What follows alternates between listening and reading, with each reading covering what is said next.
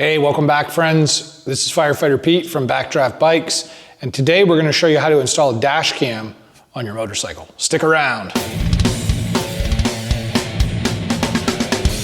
Hey, welcome back to the channel. We're going to go through a very simple video today on how to install a dash cam on a motorcycle. Now, we are going to be using today a 2024 Harley Davidson Pan America, which is a pretty good baseline bike to do this installation on, because if you have a cruiser that's a Harley or any V-twin, you should be able to relate to what we're doing. But if you have an adventure bike, you're also going to be able to relate. This is a very straightforward process.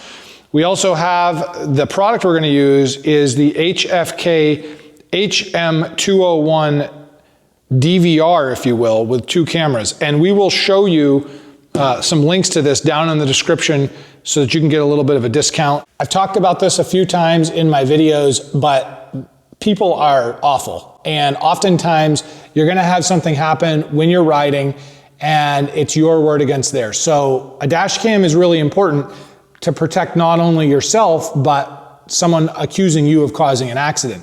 I like the dash cams that are somewhat hidden, because when you have a dash cam on your motorcycle and you get into an accident and someone's on drugs or who knows what, drunk, and they see that you have it, they may look to take it from you by force. So something like this unit, everything is concealed and hidden except for the cameras themselves, and obviously don't broadcast you have a dash camera when you get pulled over. And then this is going to record and it's going to safely store it on an SD card. Now, this video is greatly sped up. Obviously, depending on the bike, you're gonna have to take your time and find out where to route wires. And of course, this video is informational only, so you're doing everything at your own risk. I have an unboxing on my channel already of this product, and I'm not being paid to make this video. So I just wanna show you, again, the basic steps on getting one of these installed. Pretty self-explanatory what they come with, but you're gonna have some sort of mounting brackets for the cameras themselves, the unit itself, instructions, some sort of power cable. Essentially, what we wanna do is find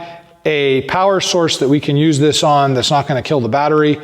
Typically, we're gonna use a switched ignition, so you're gonna have to look for that. And then the camera mounting themselves, we're gonna wanna find an area on the bike that is somewhat inconspicuous, but allows us to see what we're actually looking for.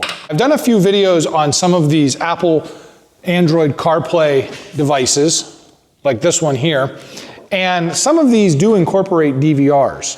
They incorporate cameras and stuff. So if you can find an all-in-one unit, that's fantastic. However, there's a caution with that. Sometimes those units do a pretty good job at everything, but not a really good job at one thing.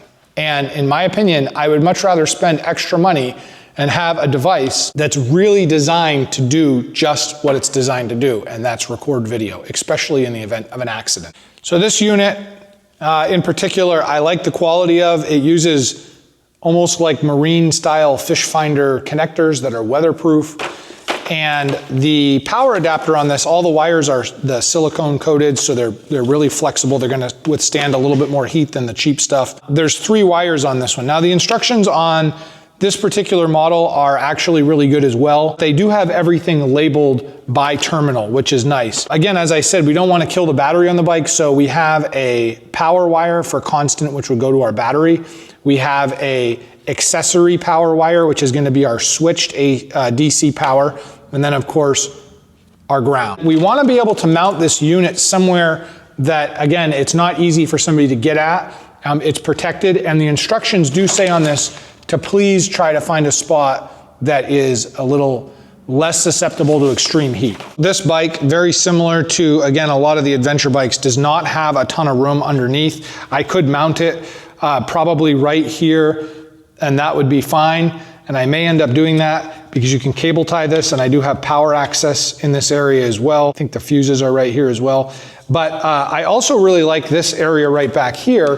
There is a compartment that is weather tight anyways, that is for stashing stuff. And that might be a good option too. I'm gonna play with this for a minute and I'll get back. So on the Pan America, there is an accessory plug shoved into the back here. And what I was able to do after using the Google for a moment is find out that this actually does have accessory power. So we're gonna actually grab this and hook the dash cam right up to it because everything's right here. We're gonna end up running the wires underneath this plastic, and we're also gonna run it underneath here. I know there's Harley Davidson purists that are screaming in their graves, but what I did was I took apart the Molex connector because Harley wants like 30 bucks for this fitting thing that goes in there, and I'm not ever gonna use it. So we're gonna save that for later. But I also took and found the positive and the negative, and what I'm gonna do is I'm going to use these crimp-on connectors that have heat shrink and solder built into them, so they're weatherproof. And now I can use this for any accessory that I want to without worrying about having the correct connector. I noticed on this box here on the Pan America, there's a flat spot, and there was actually a hole kind of punched out. So I just took my drill and cleaned it up, and this will give me the ability to move my connectors in through this, and I will silicone this when I'm done so it stays watertight. You want to select locations for the cameras that are as central to the bike as possible for a good shot. And I use these again, not only just in case you get an accident footing, but a lot of my YouTube videos I use dash cam footage from. So with this one, I'm choosing it directly behind the tail, and I'm gonna loosen up these clamps.